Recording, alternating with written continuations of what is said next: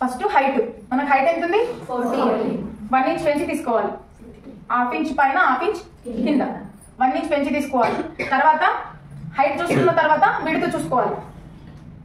విడుతు ఎందుకంటే మన బ్లౌజ్ అప్పుడు హైట్ విడుతు ఫస్ట్ తీసుకోవాలి. మీకు అలవాటు అవ్వాలని నేను ఇట్లా చెప్తున్నాం. లేదంటే హైట్ తీసుకున్న తర్వాత డైరెక్ట్ షోల్డరే తీసుకుంటారు. అర్థమైందా? మీకు మళ్ళీ అదే అలవాటు అవుతుందని హైట్ విడుతు ఇది మెయిన్. హైట్లో తక్కువైనా విడుతులో తక్కువైనా బ్లౌజ్ పోతుంది.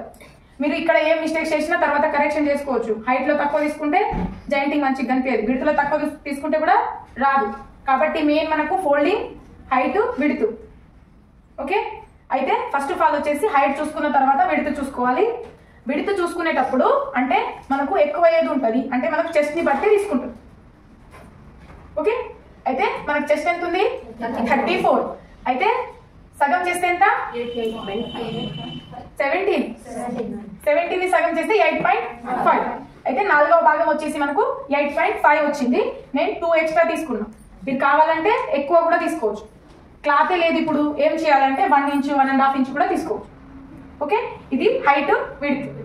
ఓకే, నెక్స్ట్ వచ్చేసి మనకు షోల్డర్. ఆల్రెడీ మీకు షోల్డర్ నేను చెప్పే ఉన్న ప్రతిసారి మనకు చెస్ట్ ఎంత ఉందో దాంట్లో మనం తీసుకోవాలి. అంటే నేను ముందే చెప్పిన 30 to 34 లోపు చెస్ట్ ఉందంటే 5 తీసుకోవాలి.